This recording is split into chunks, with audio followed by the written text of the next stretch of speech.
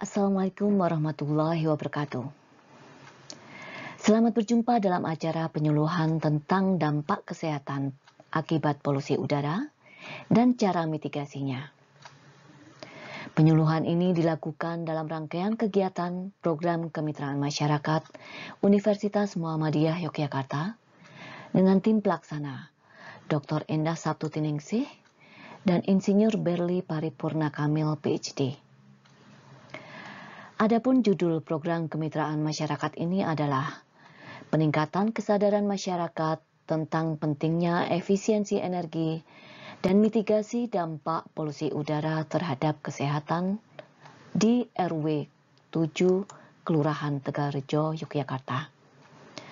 Program kemitraan masyarakat ini terselenggara dengan didanai oleh LP3M Universitas Muhammadiyah Yogyakarta.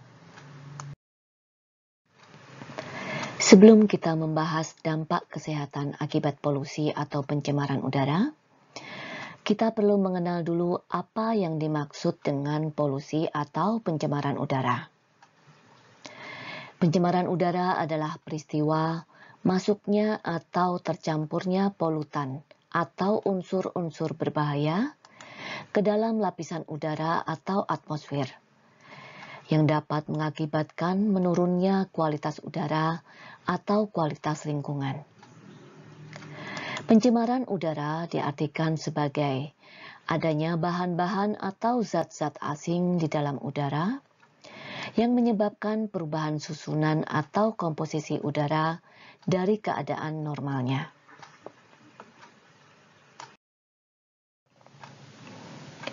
Pencemar udara dapat dikelompokkan menjadi dua, yaitu pencemar primer dan pencemar sekunder. Pencemar primer yaitu zat pencemar dipancarkan langsung dari sumber pencemar ke udara. Sebagai contoh, zat pencemar primer adalah karbon monoksida atau CO dari asap kendaraan bermotor, dan sulfur dioksida atau SO2 dari pembakaran batu bara. Sedangkan pencemar sekunder adalah zat pencemar yang terbentuk ketika zat pencemar primer mengalami perubahan kimia di atmosfer. Ozon adalah contoh dari pencemar sekunder. Ozon terbentuk ketika nitrogen oksida atau NOx dan senyawa volatile organik atau VOC dicampur dan dipanaskan oleh sinar matahari. Sumber pencemaran udara dapat berasal dari berbagai macam aktivitas, baik alam maupun aktivitas manusia. Seperti halnya transportasi, yaitu berupa gas buang kendaraan bermotor, pembangkit listrik, kompor atau perapian, industri, dan masih banyak lagi sumber pencemaran yang tidak disebutkan di sini. Pencemaran bisa diakibatkan dari sumber alami, sebagai contoh gunung berapi, kebakaran hutan, rawa-rawa, dan sebagainya. Sedangkan sumber pencemar lain bisa berupa kebocoran tangki, reaksi dari mikroorganisme dan reaksi kimia yang terjadi pada landfill menghasilkan gas metana, karbon dioksida, amonia, gas sulfida dari gas pencemar lainnya yang diemisikan ke udara. Suspensi dari penggunaan zat larutan kimia seperti cat, hairspray, dan lain-lain. Penggunaan hairspray mengemisikan ozon yang juga berkontribusi sebagai zat pencemar di udara.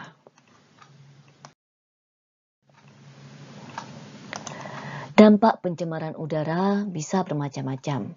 Sebagai contoh, pemanasan global, adanya penipisan lapisan ozon, terjangkitnya penyakit pernapasan, menimbulkan stres, fungsi reproduksi yang terganggu, menurunnya produktivitas, kesehatan mental anak yang terganggu, serta menurunnya IQ anak. Adapun kriteria pencemar udara meliputi karbon monoksida atau CO, timbal atau PB, ozon atau O3, partikulat matter atau PM, nitrogen dioksida atau NO2, sulfur dioksida atau SO2. Kriteria polutan yang pertama adalah karbon monoksida atau CO. Karbon monoksida terbentuk dari oksidasi karbon yang tidak sempurna. Karbon monoksida di lingkungan dapat terbentuk secara alamiah, tetapi sumber utamanya adalah dari kegiatan manusia. Karbon monoksida dihasilkan dari pembakaran yang tidak sempurna dari bahan bakar yang mengandung karbon dan oleh pembakaran pada tekanan dan suhu tinggi yang terjadi pada mesin.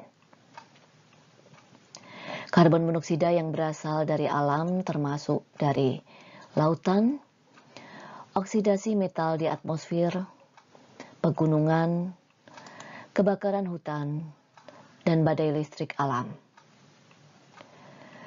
Sumber karbon monoksida buatan antara lain kendaraan bermotor, terutama yang menggunakan bahan bakar bensin. Gas karbon monoksida dapat menyebabkan keracunan. Keracunan gas karbon monoksida timbul akibat terbentuknya karboksihemoglobin atau COHB dalam darah. Afinitas karbon monoksida yang lebih besar dari oksigen atau O2 terhadap hemoglobin menyebabkan terganggunya fungsi hemoglobin untuk membawa oksigen ke seluruh tubuh. Karbon monoksida dalam konsentrasi sampai dengan 100 ppm masih dianggap aman kalau dalam waktu kontak hanya sebentar. Gas karbon monoksida sebanyak 30 ppm apabila dihisap manusia selama 8 jam akan menimbulkan rasa pusing dan mual. Senyawa karbon monoksida mempunyai potensi bersifat racun karena mampu membentuk ikatan yang kuat dengan pigmen darah yaitu hemoglobin. Apabila tidak segera mendapat udara segar, akan membuat sesak nafas dan akibat fatalnya berupa kematian. Polutan berikutnya adalah timbal. Dalam kesehariannya, timbal atau PP disebut juga dengan timah hitam. Secara internasional disebut plumbum dan dikelompokkan sebagai logam berat dengan lambang PB. Sumber-sumber lain yang menyebabkan timbal terdapat dalam udara ada bermacam-macam. Di antara sumber alternatif ini yang tergolong besar adalah pembakaran batu bara, asap dari pabrik-pabrik yang mengolah senyawa timbal alkil, timbal oksida, peleburan biji timbal, dan transfer bahan bakar kendaraan bermotor, karena senyawa timbal yang terdapat dalam bahan bakar tersebut dengan sangat mudah menguap. Kadar timbal dari sumber alamiah sangat rendah dibandingkan dengan timbal yang berasal dari pembuangan gas kendaraan bermotor. Timbal menyebabkan dampak buruk pada kesehatan. Setelah masuk ke dalam tubuh, timbal menyebar ke seluruh tubuh di dalam darah dan terkumpul di tulang. Bergantung pada tingkat paparannya, timbal dapat berdampak buruk pada sistem saraf, fungsi ginjal, sistem kekebalan, sistem reproduksi dan perkembangan, serta sistem kardiovaskular. Paparan timbal juga mempengaruhi daya dukung oksigen. Beberapa gejala yang dirasakan akibat keracunan timbal diantaranya berupa sakit kepala, pendengaran yang bermasalah, nyeri sendi dan otot, kesulitan konsentrasi dan ingatan, bahkan bisa mengakibatkan kerusakan otak permanen dan penyakit ginjal. Polutan berikutnya adalah ozon atau O3. Ozon terbentuk di atmosfer ketika radiasi ultraviolet atau UV energetik memisahkan molekul oksigen atau O2 menjadi atom oksigen terpisah. Atom oksigen bebas dapat bergabung kembali untuk membentuk molekul oksigen, tetapi jika atom oksigen bebas O2 bertabrakan dengan molekul oksigen, ia bergabung membentuk ozon atau O3. Ozon dapat memicu berbagai gangguan kesehatan, terutama bagi anak-anak, lansia, dan semua usia yang memiliki penyakit paru-paru, seperti asma. Ozon permukaan tanah juga dapat menimbulkan efek berbahaya pada vegetasi dan ekosistem yang sensitif. Polutan berikutnya adalah partikulat matter atau PM. Partikulat matter mengandung zat padat mikroskopis atau tetesan cairan yang sangat kecil, sehingga dapat terhirup dan menyebabkan masalah kesehatan yang serius. Polutan berikutnya adalah nitrogen dioksida atau NO2. Nitrogen dioksida atau NO2 adalah salah satu dari kelompok gas yang sangat reaktif yang dikenal sebagai oksida nitrogen atau nitrogen oksida atau NOx. Meskipun beberapa terjadi secara alami, NO2 terutama masuk ke udara dari pembakaran bahan bakar. NO2 terbentuk dari emisi dari mobil, truk dan bus, pembangkit listrik, dan peralatan off-road. Menghirup udara dengan konsentrasi NO2 yang tinggi dapat menyebabkan iritasi saluran udara di sistem pernapasan manusia. Paparan NO2 dalam waktu singkat dapat memperburuk penyakit pernapasan, terutama asma, yang menyebabkan gejala pernapasan seperti batuk, mengi, atau kesulitan bernafas, masuk rumah sakit, dan bahkan ke ruang gawat darurat. NO2 bersama NOx lainnya bereaksi dengan bahan kimia lain di udara untuk membentuk materi partikulat dan ozon. Keduanya juga berbahaya pada sistem pernapasan bila dihirup. Paparan NO2 yang lebih lemah dapat memperparah penyakit asma dan berpotensi meningkatkan kerentanan terhadap infeksi saluran pernapasan. Orang dengan bawaan penyakit asma serta anak-anak dan orang tua umumnya berisiko lebih besar terhadap efek NO2. Selanjutnya adalah sulfur dioksida atau SO2. Sumber SO2 terbesar di atmosfer adalah pembakaran bahan bakar fosil oleh pembangkit listrik dan fasilitas industri lainnya.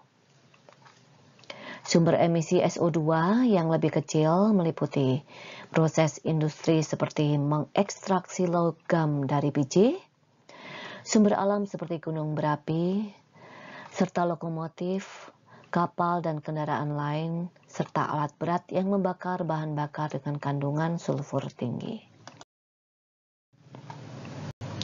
Pada konsentrasi tinggi,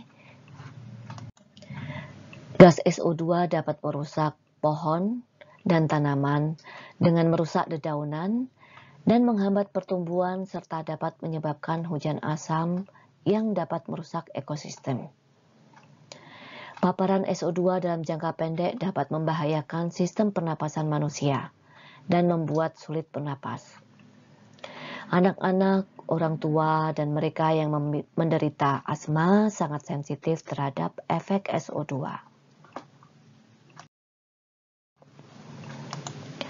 Cara mengatasi polusi udara terdapat beberapa macam.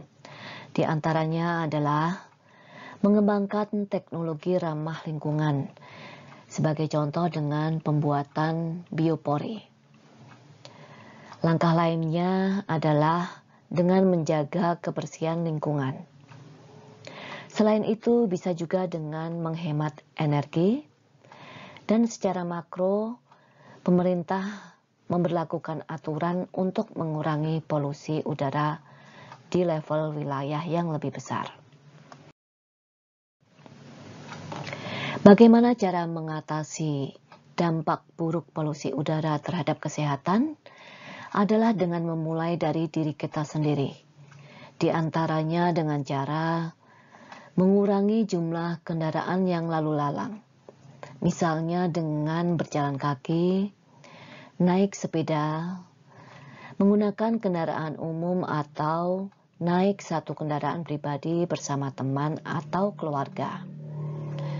Selain itu juga selalu merawat kendaraan dengan seksama secara rutin, agar tidak boros bahan bakar dan asapnya tidak mengotori udara. Langkah lainnya adalah dengan meminimalkan pemakaian AC atau memilih AC yang non-CFC dan hemat energi. Selain itu juga memilih bensin yang bebas timbal atau memilih bahan bakar ramah lingkungan.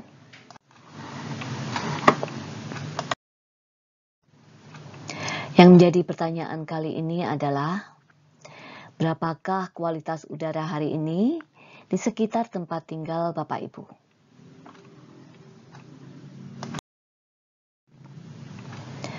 Untuk membantu Bapak Ibu di RW 7 Kelurahan Tegalrejo, Kota Yogyakarta, maka program kemitraan masyarakat yang diselenggarakan oleh Universitas Muhammadiyah Yogyakarta mengadakan beberapa kegiatan dalam rangka mengurangi polusi udara di lingkungan Kelurahan Tegalrejo, khususnya RW 7, yang meliputi penyuluhan tentang dampak negatif polusi udara terhadap kesehatan masyarakat, dan pentingnya mitigasi risiko dampak kesehatan akibat polusi udara.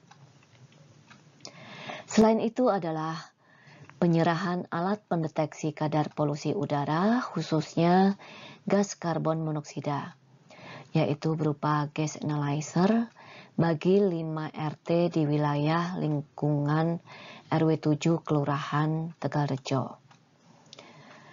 Dan yang terakhir adalah berupa penanaman tanaman reduksi polusi udara.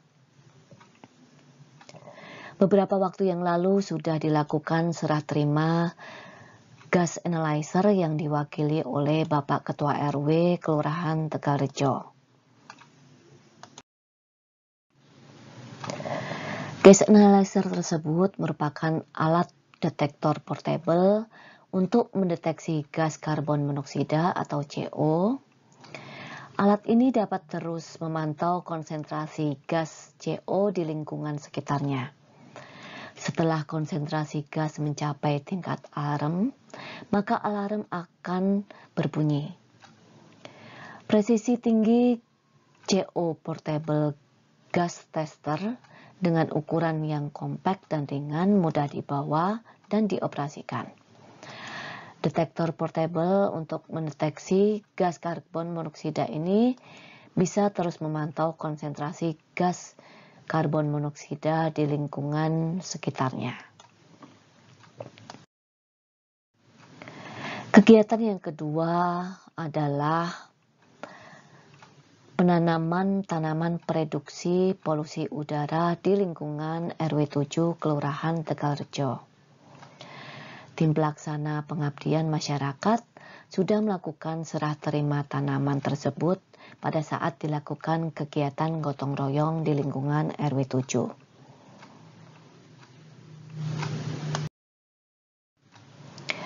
Terdapat beberapa tanaman yang dapat bermanfaat untuk mengurangi polusi udara. Di antaranya sansevieria atau disebut juga lidah mertua, lalu pucuk merah, bougainville, dan puring.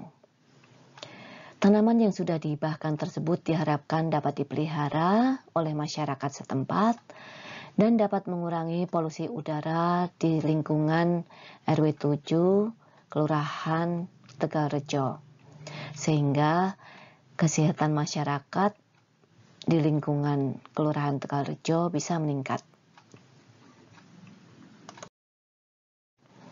Demikian sekilas penjelasan mengenai dampak kesehatan akibat polusi udara serta cara mengatasinya. Program kemitraan masyarakat ini semoga bermanfaat bagi masyarakat dengan harapan masyarakat menyadari pentingnya mitigasi risiko dampak negatif polusi udara sehingga kesehatan masyarakat meningkat. Kami berharap semoga bermanfaat. Wassalamualaikum warahmatullahi wabarakatuh.